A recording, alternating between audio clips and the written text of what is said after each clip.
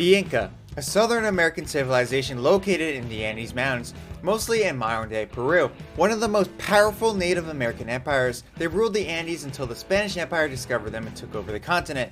Hello everyone, welcome to Top 10 History, your hub for historical lists and amazing history facts. Today we're going to go over the top 10 amazing facts about the Inca. Make sure to watch until number 1 because the number 1 fact that we chose about the Native American Empire might shock you. Before we begin, if you're new to the channel, make sure you subscribe to the channel with notifications on because we release a new historical top 10 list every single day. Also make sure to smash that like button. Alright, let's just get right into the video. Number 10. The meaning of the word Inca. Christopher Columbus calling the Native Americans Indians was not the only instance in history where Europeans mislabeled an entire race of people. When the Spanish discovered the Inca people, they labeled them all as the Inca. However, according to Quechua, the language that the Incas used, the word Inca means ruler or lord. That means, technically speaking, only a very small percentage of these people should have technically been called Inca. Of the estimated 10 million people in the entire empire, there were only about 40,000 Inca who made up the ruling class.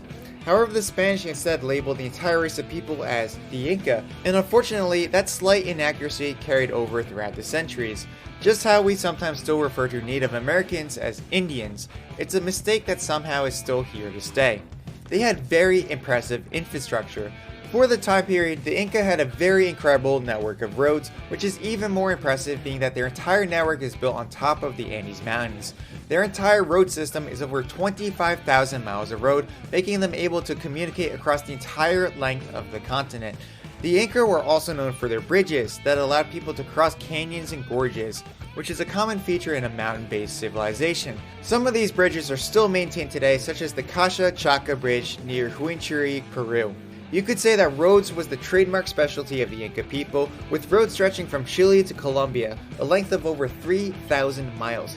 Geographically speaking, the Inca Empire was larger than the Roman Empire, and that's saying a lot. They had a high infant mortality rate. Back in the day, childbirth could be a very deadly affair, as medicine was not yet at the point where the process of giving birth to a child was a safe procedure. While unfortunately, the Inca had one of the highest infant mortality rates, infants were referred to as wawas after they were born, and they were highly protected, especially if they were lucky enough to survive childbirth. It was considered very lucky if a child made it past 3 years old, and if they did, the Inca would celebrate with a coming of age ceremony for the child and their family. You might think the age of 3 is rather an odd age to have a coming of age celebration, but when your civilization has an extremely high infant mortality rate, it makes a lot more sense in that context. They built Machu Picchu. If anyone knows anything about the Inca, they know that the Inca and the high altitude city of Machu Picchu go hand to hand. Machu Picchu is considered by some to be a wonder of the world. Just like the Great Pyramids or the Hanging Gardens of Babylon, Machu Picchu fills people with awe and wonder on how such an early civilization could sustain themselves living on top of the Andes at such a high altitude. Although it didn't officially make the list of the 7 wonders of the world, many consider it to be the 8th wonder. Machu Picchu was built in the 15th century by King Pachacuti. You can visit the centuries-old citadel to this day, as it is listed by the UNESCO as a World Heritage Site. So if you got a special someone who you want to go on a romantic trip with, maybe consider hiking up the Andes to the wonderful skytop city of Machu Picchu. They were polytheistic.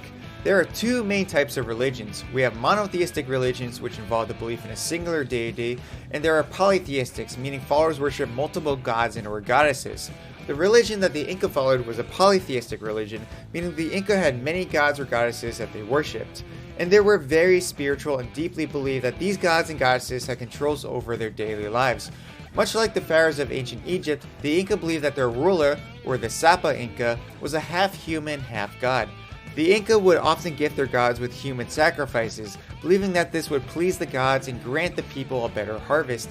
Human sacrifices were regular among the Inca people. The more sacrifices, the happier the gods, and hence the more food for the people. The Inca were also known to sacrifice children in a ritual called the Capacocha ceremony. Capacocha ceremonies were performed during funerals, coronations, and when the Sapa Inca ever fell ill. The leader had a different outfit every day. We've all heard of celebrities and insanely wealthy people that boast a colossal wardrobe. Some of these people have enough outfits to wear a different outfit each day over the span of a couple months. But imagine wearing a different outfit every day for the rest of your life. Well, that would describe the extremely posh lifestyle of the Sapa Inca. The Sapa Inca wore a different outfit every single day throughout the entire span of their lives. After each day, the Sapa Inca would remove all articles of clothing and burn it, most likely out of some spiritual respect for the gods, being that the Sapa Inca is half a god. In order to ensure that the Sapa Inca had enough articles of clothing to wear something different every day for the rest of their lives, a group of women who came to be known as the Chosen Woman were tasked with making sure that the Sapa Inca had enough clothing. Because if that Sapa Inca burned his clothing but there was nothing for him to wear the next day, well, that would be quite embarrassing. They had no writing system. Writing is a technology that was discovered to be used by some of the earliest civilizations that history remembers.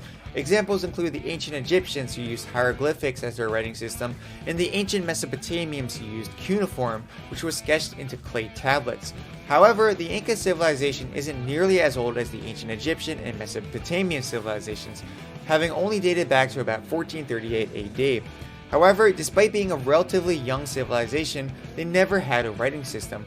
Communication in the Inca culture was mainly done by word of mouth.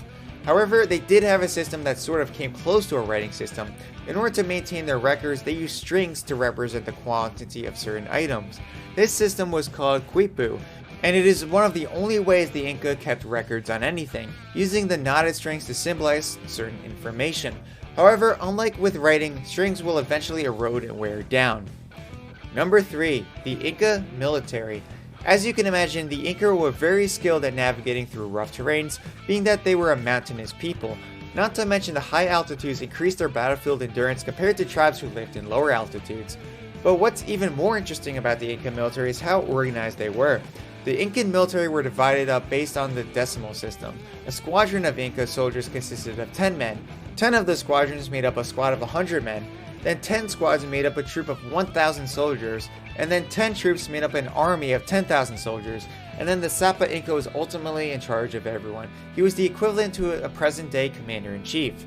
Incans also had a ranking system. Some of their officer titles included Chunks Kamayug, Pascal Caraca, Waranga Caraca, and Hunt Caraca. The Inca military was truly a force to be reckoned with. Number 2. Big ears. We talked about before how the Sapa Inca lives a very posh lifestyle by having a different outfit for every day of his life. Well, let's talk about another way that the Sapa Inca and the nobility around him live a very lavish lifestyle. Well, the Inca nobility were known for their earplugs. They would pierce their ears with gold and silver plugs as a symbol of wealth and nobility.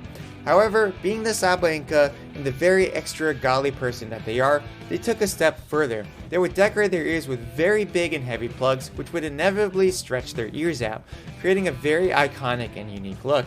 The Spanish named the earplugs orejones, which literally translates to big ears. Number 1. How the Inca Empire fell. The Inca were one of many great indigenous New World civilizations. Unfortunately, like most of the other great civilizations of North and South America, they met a brutal defeat when the European superpowers discovered them and their wealth. And the most notorious of the European superpowers was the Spanish Empire. Spanish conquistador Francisco Pizarro was the leading figure in the Incans' demise. Not only suffering from the diseases that the Europeans introduced to the indigenous people, the Incan Empire was also suffering from political strife and internal issues within the empire. Taking advantage of a weakened empire, Pizarro kidnapped the Incan king, Atahualpa. The king tried to bribe Pizarro into releasing him and leaving the empire alone, but Pizarro had greater ambitions. Atahualpa was executed by strangulation, which officially brought an end to the 300-year-old civilization, a brutal end to a great and mysterious civilization. Did these facts shock you? Make sure that you subscribe and turn on notifications so you never miss out on more amazing historical facts and much more. If you like this video, check out this next video on the 10 richest men in history. Alright, have a great rest of your day and I'll see you in the next video.